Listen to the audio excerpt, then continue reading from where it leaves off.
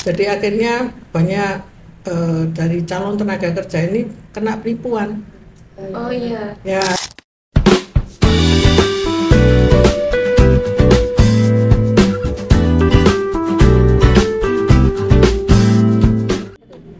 Halo warga MP Holic, bertemu lagi di podcast kali ini dengan aku Ois Dan aku Feby.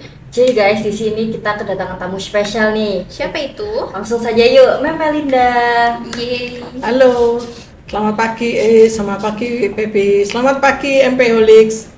Ya, saya Melinda, saya dosen tetap dari Prodi Manajemen Pemasaran Politeknik Ubaya.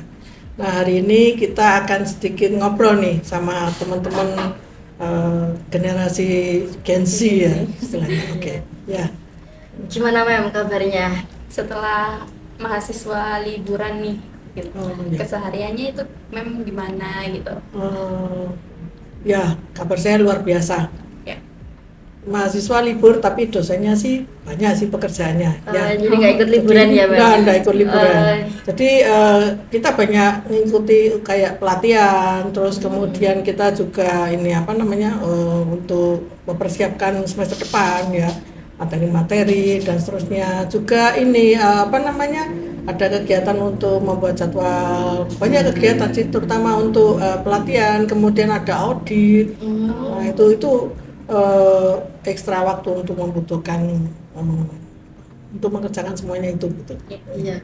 Mem, akhir-akhir ini kan lagi viral-viralnya tentang trending kabur aja dulu. Gimana nih Mem? Menurut pendapat Mem Melinda tentang hashtag kabur aja dulu gitu. Oh iya.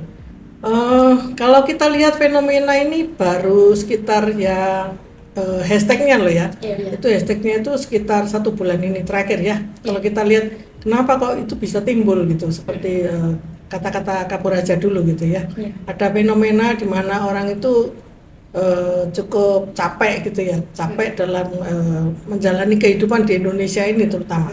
Jadi mereka tuh memilih untuk kabur aja dulu sebagai salah satu solusi gitu ya. Walaupun kita lihat bahwa kabur aja dulu itu mestinya punya beberapa karena fenomena ini pasti ada sebabnya. Kenapa mereka melakukan seperti itu? Gitu. Nah, kabur aja dulu itu kan banyak. Ada yang liburan, kemudian ada yang kerja, kemudian ada yang sekolah atau kuliah seperti itu. Oke, menurut Mem Melinda ini dari kabur aja dulu itu pasti kan ada dampak positif dan negatifnya. Untuk Mem Melinda sendiri itu gimana dampak positif dan negatif dari hashtag kabur aja dulu? Oke. Kalau dari dampak positif ya, kalau kita lihat dampak positif, tentunya mereka kenapa kok mesti misalkan harus kerja di luar. Nah, mereka punya pendapatan lebih besar. Kemudian kenyamanan, keamanan kerja, kemudian mereka melihat bahwa masa depan di sana itu sepertinya lebih menarik, lebih baik gitu.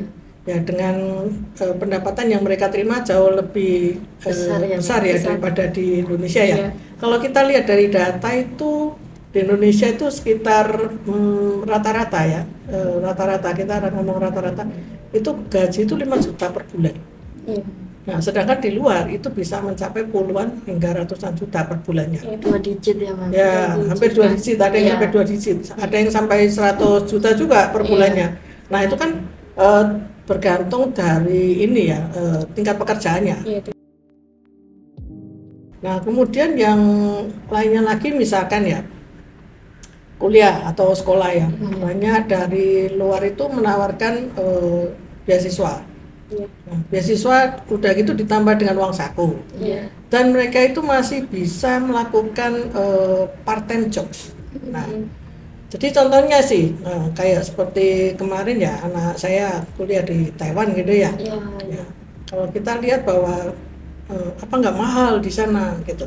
Biaya hidupnya, kemudian ya uang kuliah dan seterusnya. Nah, kalau kita lihat biayanya untuk kuliah itu 1 bulan itu ya rata-rata sekitar terakhir loh ya, itu data sekitar tahun 2022 lah, 2022-2021 itu sekitar 35 juta per bulan.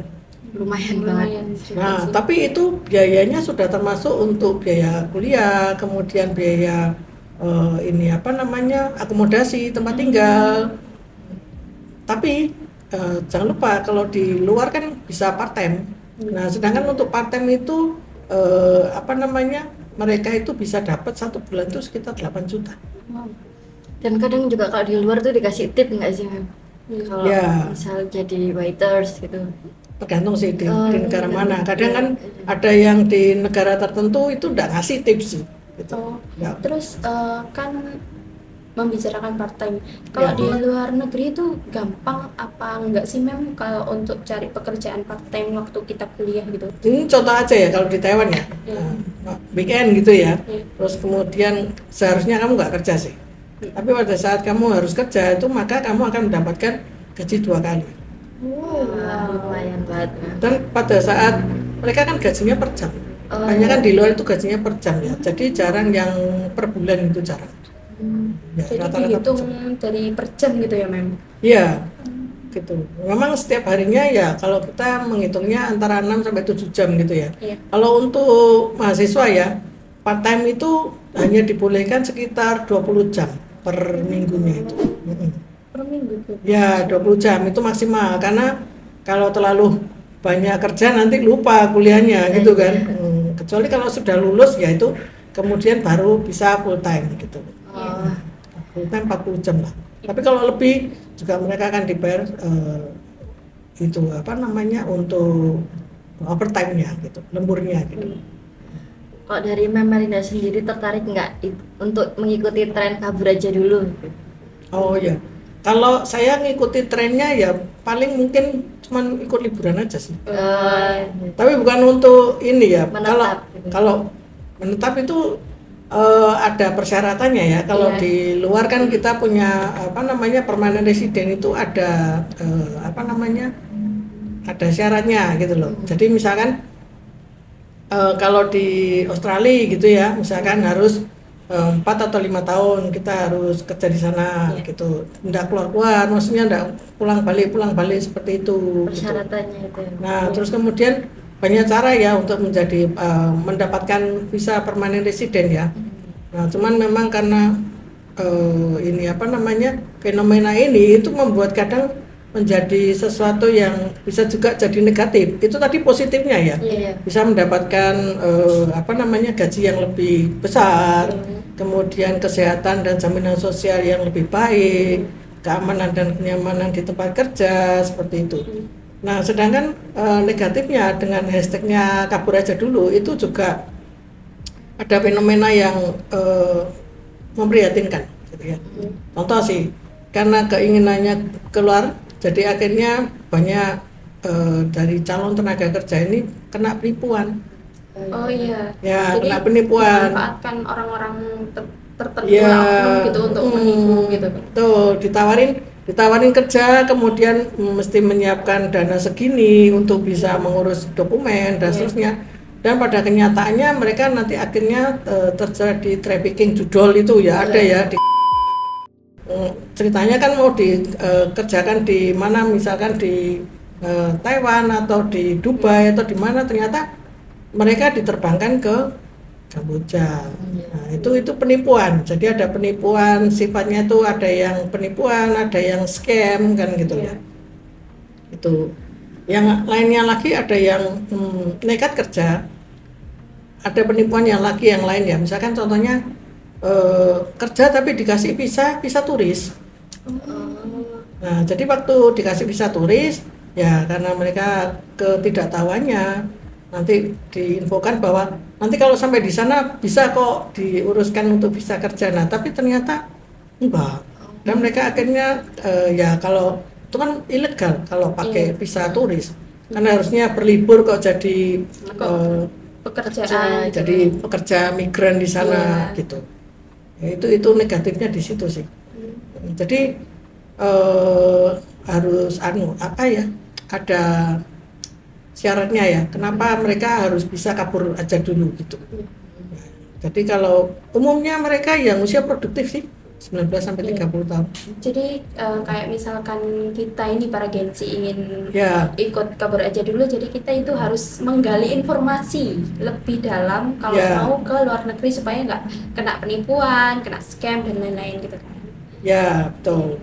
Jadi karena nggak semudah itu sebetulnya ya kabur Iya. aja dulu itu ya. Iya. Jadi misalkan kalau kita mau ke sana itu minimal harus punya ya Bahasa. basic pendidikan ya, Iya. pendidikan, kemudian ada kemampuan untuk bahasa ya toh. Kalau di Jepang kan memang harus ada ini apa namanya standarnya, kalau nggak salah di level medium gitu kalau nggak salah, harus nggak bisa sama sekali nggak ngerti bahasa Jepang kemudian bisa kerja di sana gitu. Nah itu juga termasuk di Jerman juga ya. Gitu. Kemudian yang lainnya lagi adalah skill. Jadi itu memang harus dimiliki dulu. Yang lainnya memang ada persyaratan ya, seperti kayak apa namanya tabungan minimal lah, istilahnya. Tabungan minimal yang harus dimiliki. Di setiap negara punya kebijakan yang berbeda. Gitu. Nah, ini termasuk tim yang pro atau kontra nih tentang hashtag kabur aja dulu. Selama buat saya sih, Iya. kalau untuk Gen Z yang punya ini apa namanya, selain keterampilan, ada pendidikan juga memenuhi, kemudian bisa bahasa, ya apa salahnya untuk apa namanya mencoba untuk kehidupan yang lebih baik lah. Iya. Seperti itu sih. Kan karena di sana juga cari pengalaman, Iya. kemudian kebanyakan mereka kadang di sana juga setelah bekerja, kemudian mereka cukup apa ya, sudah cukup mampu bisa untuk menabung yang cukup, mereka akan kembali lagi ke Indonesia gitu ya, dengan misalkan membuka usaha Iya. atau memulai suatu usaha seperti itu. Hashtag kabur aja dulu ini kan salah satu faktor utamanya adalah kayak gaji yang tidak mencukupi, Ya. terus lapangan pekerjaan yang sedikit. Nah, menurut Mem Melinda nih, Ya. apakah tepat untuk anak-anak muda ini melakukan kabur aja dulu untuk melakukan pekerjaan gitu? Ya sih. Kalau kita melihat, apalagi yang untuk lulusan SMA, SMK juga untuk ini lulusan perguruan tinggi ya. Iya. Kalau kita melihat pekerjaan itu dibandingkan dengan tenaga kerja yang mau melamar kerja itu sudah over supply. Jadi istilahnya itu banyak lulusan, tapi kenapa tidak bisa terserap dalam industri? Nah itu karena persaingan dan juga jumlah ini ya apa namanya para calon tenaga kerja ini sudah overload gitu ya. Nah udah itu kan persaingannya juga di apa namanya ada skill juga, kemudian masalah ini ya apa namanya kemampuan pengetahuannya itu kan juga diperlukan juga. Nah itu persaingan yang luar biasa. Itu yang mengakibatkan banyak dari ini apa namanya teman-teman di Gen Z itu menjadi suatu persaingan yang luar biasa ya untuk mendapatkan satu pekerjaan. Karena satu pekerjaan aja yang melamar yang dibutuhkan cuman mungkin 2 orang gitu ya, yang melamar bisa 200.000. Lebih banyak pekerjaannya yang Iya, melamar ketimbang yang betul. Kalau di levelnya Asia yang memang apa namanya perlu banyak tenaga kerja ya. Iya. Setiap tahunnya itu terutama di Jepang. Ya. Jepang itu kalau nggak pakai orang-orang migran gitu, mereka itu akan kekurangan setiap tahunnya itu hampir 10%. Karena ya memang kan fenomena di luar itu kan kebanyakan mereka tidak mau berkeluarga, kemudian tidak tidak pengen punya anak seperti itu. Nah makanya generasi yang sudah tua ini kan akhirnya kan berkurang dan akhirnya populasi nggak bertambah. Jadi sedangkan pekerjaan industri berkembang. Iya. Dan juga untuk gaji ya memang besar sih di Jepang. Hampir ya walaupun belum 2 digit ya. Kalau kita misalkan, maksud saya gini, Kalau kerja 2 digit itu kan kalau kita punya skill teknologi, terus kemudian kemampuan bahasa, background pendidikan mungkin yang tinggi memenuhi syarat dengan di industri sana. Jadi kita misalkan bicara aja untuk kerja yang ini apa namanya level menengah lah, kan gitu ya. Singapura juga di Singapura juga banyak sih untuk tenaga kerja. Kenapa mereka banyak di sana gitu? Karena selain apa namanya mereka terima gaji dalam bentuk dolar Singapura ya, dolar Singapura gitu. Terus yang lainnya lagi itu ada Hong Kong dan Taiwan. Ya, jadi ada program pemerintah juga yang namanya G2G. Jadi antar pemerintah mereka melakukan kerjasama ya. Jadi BP2TKI itu menjadi apa ya solusi untuk menjembatani mereka antara industri dan dari calon tenaga kerja di Indonesia ini gitu. Iya. Jadi selain bekerja kita juga bisa kuliah juga di sana kan? Ya betul. Jadi yang pertama misalkan dengan cara kalau sekolah bahasa setahu saya ya di Taiwan itu nggak boleh kalau part time kalau sekolah bahasa karena visanya beda ya, bukan pakai visa student tapi visanya hanya visa untuk sementara aja gitu. Jadi untuk sekolah bahasa aja. Kan karena sekolah bahasa itu cuma 1 tahun ya, jadi tidak bisa untuk part time. Gitu. Jadi kebijakan pemerintah memang beda-beda. Gitu.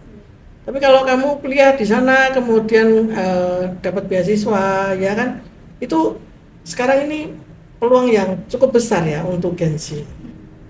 Ya kayak contohnya program Wisma itu nggak sih? Ya program Wisma. Jadi kayak teman-teman kita yang kemarin sudah berangkat ke ini apa namanya Taiwan ya, dua-duanya Taiwan ya. Nah, jadi mereka kebetulan dua-duanya juga di Taichung kalau nggak salah ya di Taichung.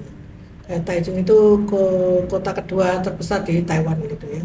Jadi di sana itu kalau dikatakan di Indonesia kalau kita lihat ya UMR average lah antara ada yang 3-4 juta gitu ya. Kan UMR tertinggi itu ada di Karawang ya kalau nggak salah. Itu sekitar 4 jutaan ya. Nah, itu. Nah sedangkan kalau di Taiwan gitu ya. Contoh ini ya yang saya tahu soalnya. Karena saya memang kebetulan anak saya sendiri juga kerja di sana. Nah kalau di Taiwan itu mereka menetapkan UMR itu 1 bulan atau 1 per jam ya, per jam itu mereka menerapkan dengan sekitar per jamnya adalah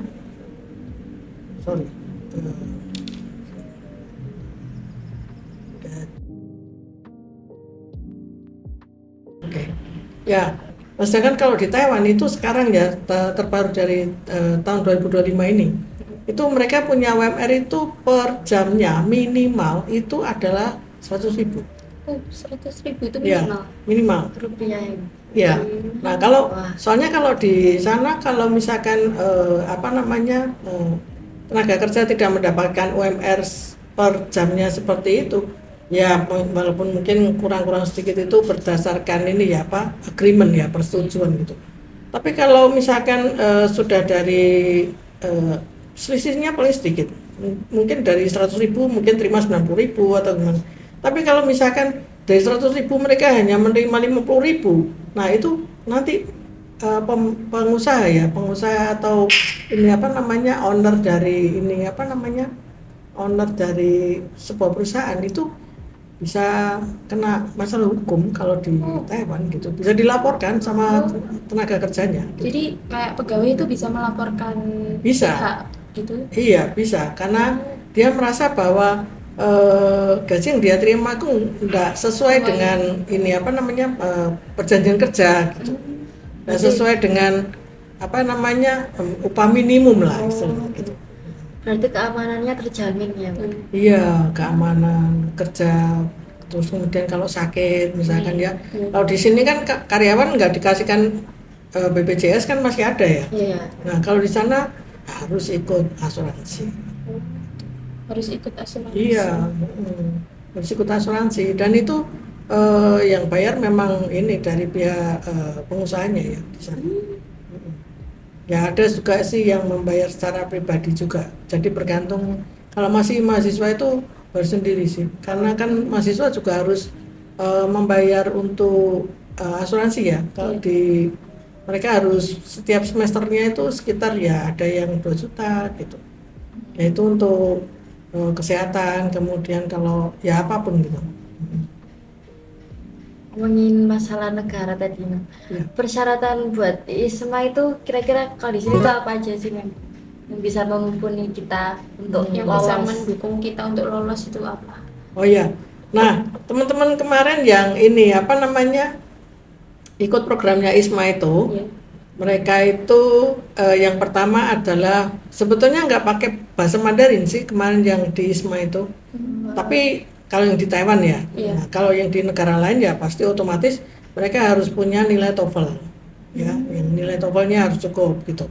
Nah kemarin kalau yang di apa namanya pemerintah di sini kemarin untuk programnya ISMA itu paling enggak kita punya ini apa namanya tingkat pengetahuan, kemudian keterampilan, kemudian apa namanya segala sesuatu yang memang menjadi syarat untuk universitas tersebut memenuhi permintaan dari universitas yang di mana kita akan menjadi, kan itu ISMA itu kan anu ya milih kayak kita mau belajar di negara mana. Iya. Mereka pasti punya persyaratan berbeda gitu. Jadi seperti kayak pertukaran pelajar gitu nggak, Mem? Bukan pertukaran pelajar kalau Jadi ISMA. beda. Beda. Student exchange sama ISMA beda. Kalau ISMA ini kan lebih ke beasiswa, mahasiswa ini dalam 1 semester kuliah di luar negeri.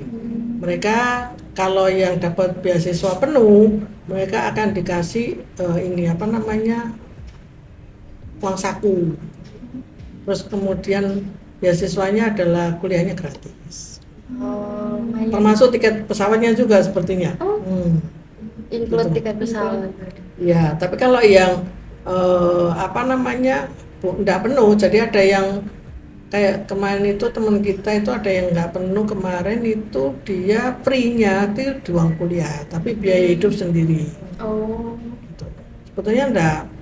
Kalau kita kerja di luar memang dengan pendapatan yang besar, otomatis sebetulnya pengeluarannya juga besar juga sih. Iya. Tapi masih bisa menutup semua biaya hidup. Iya. Menutup semua biaya hidup. Gimana Ais, tertarik nggak ikut di ISMA? Tertarik sih, tapi kayaknya agak bimbang ya. Karena kan kalau aku ini bahasa Inggrisnya kurang, tapi kalau menurut aku bahasa Jerman itu lebih gampang dipelajari daripada bahasa Inggris gitu. Gitu ya. Iya. Mungkin udah tahu basicnya jadi gampang. Ya. Memang kadang bahasa itu tergantung sama kemampuan individu masing-masing Iya. ya. Kalau saya sih memang agak sulit terutama untuk bahasa yang asing tersebut walaupun kayak Germany gitu kan. Kadang butuh waktu dan apa namanya kemampuan tersendiri ya.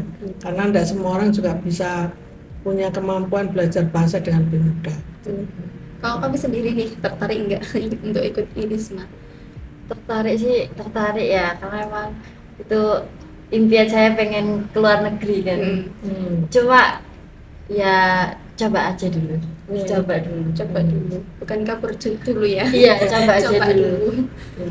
Jadi kan mestinya semester depan ya ada ini apa namanya ada untuk dibuka lagi untuk program ISMA. Kemarin itu ada yang satu sebetulnya kalau full yang dapat yang scholarship full scholarship itu nggak dapat kemarin kalau dari Prodi MP ya. Iya. Kalau yang ini apa namanya ada yang diterima itu di part time. Jadi untuk si siapa Sarah ya. Untuk Sarah itu dia part time. Jadi bukan part time sorry. Ini apa namanya part scholarship. Oh. Jadi dia ini apa namanya kuliahnya gratis, tapi untuk biaya hidup dia bayar sendiri. Itu juga ada.